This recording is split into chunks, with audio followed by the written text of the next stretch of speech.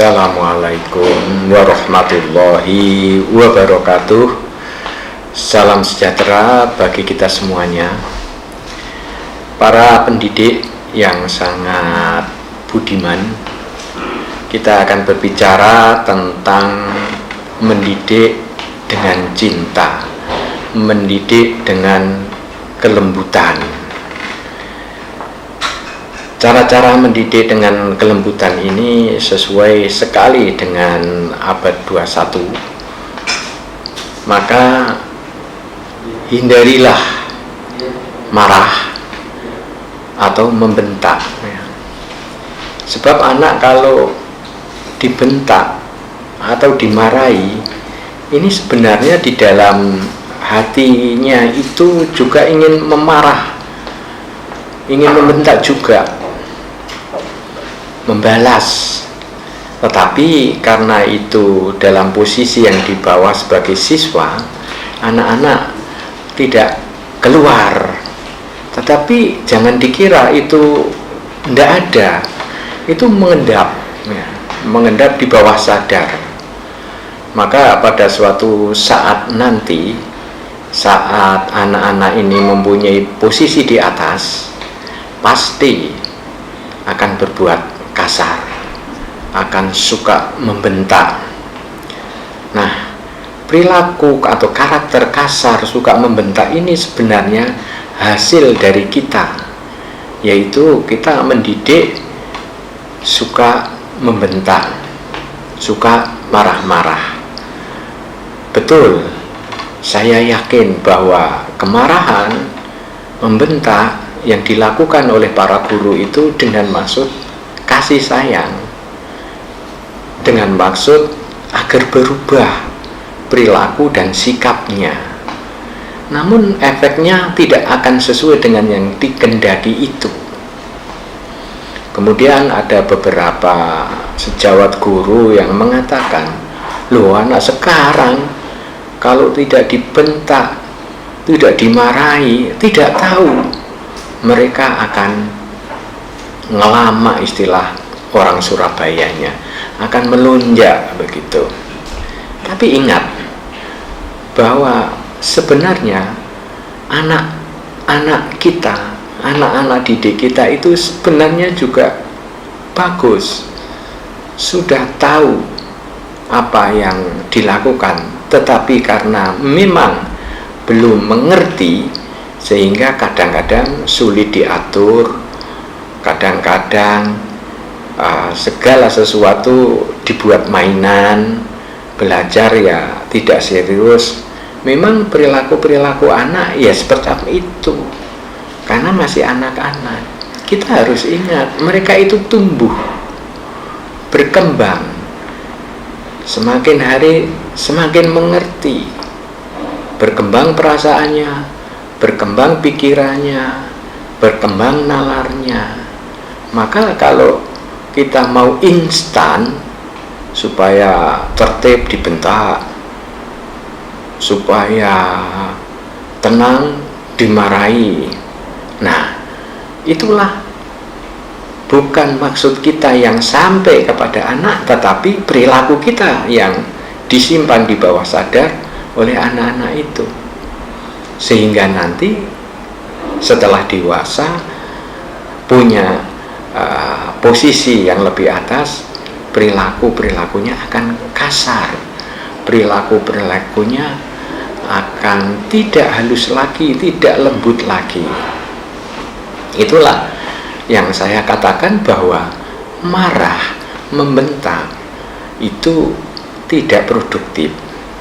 Memang kita harus sabar menunggu, menanti perubahan-perubahan yang ada pada anak didik kita. Kemudian yang kedua, mengancam.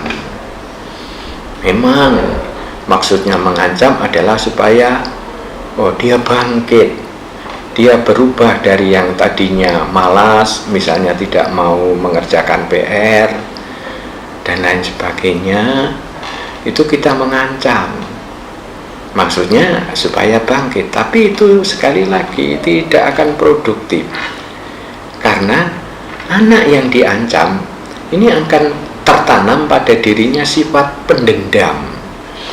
Nah, pendendam adalah suatu sifat yang kurang baik atau sangat tidak produktif. Seharusnya seseorang itu kan kalau misalnya dinasihati dengan baik-baik, tidak dengan ancaman, dengan kelembutan, pasti anak itu akan menerima. Jangan dikira anak itu tidak mempunyai perasaan, anak itu tidak mempunyai rasa. Ya, rasa dan perasaan ini kalau diisi oleh ancaman, nah nanti menjadi bersifat pendendam. Nah, pendendam ini sangat-sangat tidak kita inginkan. Generasi kita harus bebas dan lepas dari rasa dendam. Akan mudah mengampuni, mudah memaklumi kesalahan orang lain, kekeliruan baik yang disengaja maupun tidak disengaja, kalau kita menanamkan sifat kelembutan, yaitu dengan cara tidak mengancam kepada anak didik kita. Ancaman memang dimaksudkan oleh para guru itu untuk anak berbuat positif. Misalnya diancam, kalau tidak mengerjakan PR sampai selesai, awas nanti tak hukum. Nah, kadang-kadang anak ini mau mengerjakan PR, misalnya suatu kasus, dan ternyata anak tidak mengerjakan PR gara-gara diajak ibunya untuk besuk temannya yang sakit. Nah, waktu tersita untuk mengikuti kegiatan ibunya yang menjenguk orang sakit tadi. Anak kan tidak akan melawan dengan ibunya.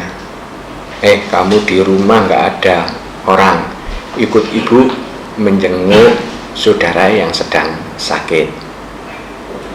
Nah, keputusan anak ini kan dilematis. Kalau saya di rumah sendirian, wah tidak enak. Kalau ikut, tidak bisa mengerjakan PR. Masa di rumah orang sambil nenteng-nenteng buku ngerjakan PR? Ya, sangat sulit dilakukan. Nah, keesokan harinya ketika masuk sekolah, dia dihukum. Kalau guru yang bijaksana akan bertanya, kenapa anak PR tidak dikerjakan? Kalau anak tidak diancam, pasti akan berkata jujur. Saya diajak mama besuk ibu. Nah, seharusnya guru mengatakan, oh iya, nggak apa-apa. Besuk juga suatu perbuatan yang baik. Tapi mengerjakan PR jadi terbengkalai. Ya, lain kali kamu bagaimana supaya besuk juga berjalan, mengikuti kegiatan ibu berjalan, tapi PR juga dikerjakan. Saya kira kalau anak diberi arahan demikian, kali lain dia akan berpikir, memutuskan dengan dirinya sendiri, tanpa diberitahu pun dia akan berkreatif. Bagaimana caranya saya ngikuti ibu dan pekerjaan selesai. Jadi di sini kita bisa mengungkap, bahkan mengajari anak berkreatif untuk menyelesaikan masalah-masalah yang dihadapi. Karena pada dasarnya pendidikan itu adalah mengatasi masalah yang dihadapi. Nah, kalau anak-anak sudah diajari, sudah didorong, sudah dipercaya untuk mengatasi problem-problem yang dihadapi, anak akan terbiasa. Dengan bebas tanpa diarah-arahkan, dia akan kreatif. Nah, latihan-latihan semacam ini akan dibawa kelak setelah dewasa. Apapun kesulitan yang dihadapi, dengan kreatif dan percaya diri, dia akan bisa menyelesaikan. Itulah akibatnya kalau anak tidak selalu diancam dalam segala aktivitas belajarnya. Selanjutnya, Bapak Ibu sejawat pendidik, yang ketiga adalah hindari membandingkan. Setiap orang, saya kira ya, baik itu orang dewasa maupun anak-anak, tidak suka dibandingkan. Karena prinsipnya orang itu tidak mau untuk direndahkan. Dibandingkan kan mesti dibandingkan dengan yang lebih pintar, lebih sopan, lebih berani dan lain sebagainya. Itu maksud guru, membandingkan. Tapi akibatnya malah anak menjadi iri.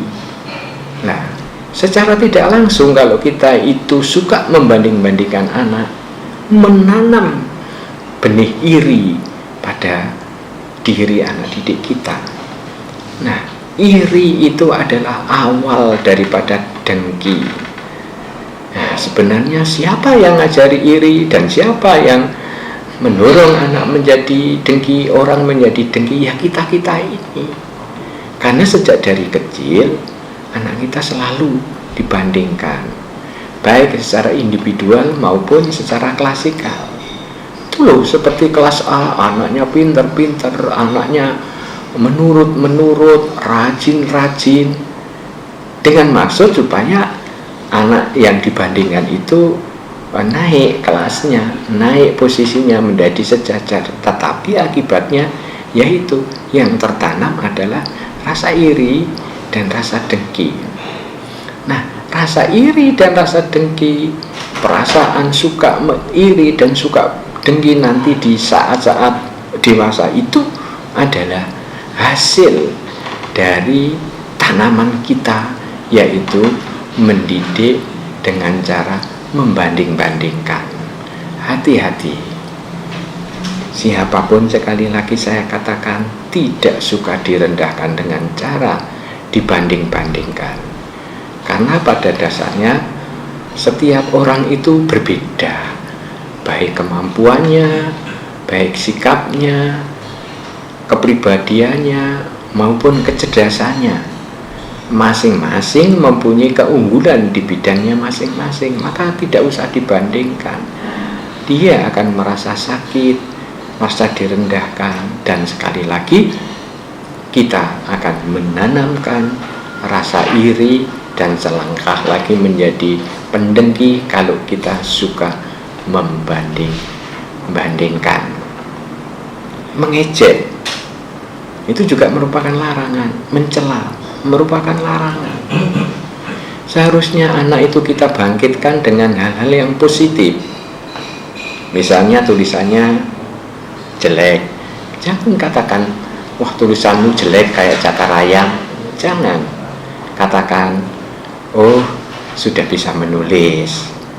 Kali lain kalau tulisannya sudah agak bagus, beri pujian. Oh tulisannya sudah mulai bagus, rapi, ya bagus, tingkatkan lagi. Anak akan merasa senang dan akan merasa terdorong untuk lebih memperbaiki lagi.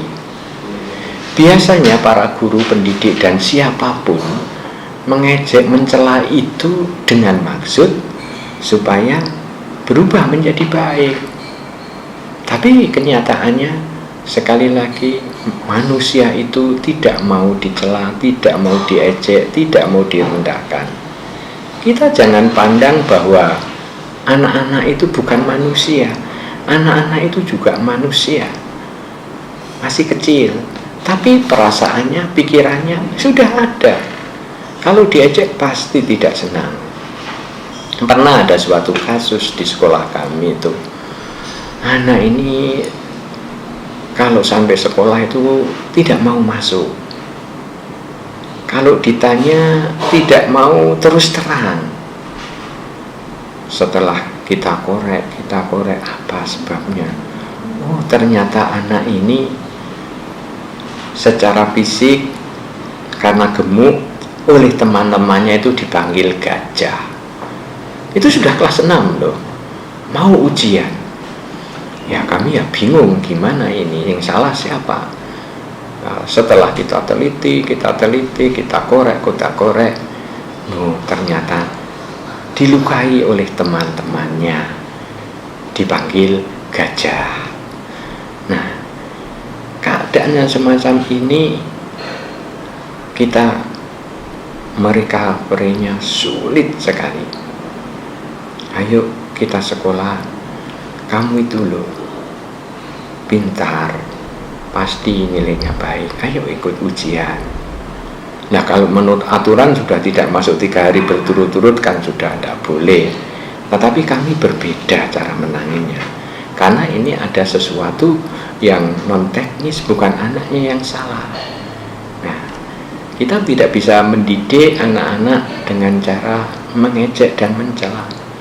Mungkin anak-anak ini mengejek dan mencela, memanggil temannya yang gemuk itu dipanggil dengan gajah, gara-gara mereka juga sering kita ejek, kita cela. Maka pendidikan yang bagus adalah anak tidak salah, yang salah adalah kita sebagai pendidik. Jadi seandainya ada hal-hal yang negatif terhadap anak, jangan anak yang menjadi sasaran, tapi coba kita bercermin kepada diri kita masing-masing. Sudahkah kita ini baik? Sudahkah kita ini tidak marah? Sudahkah kita ini tidak mengejek?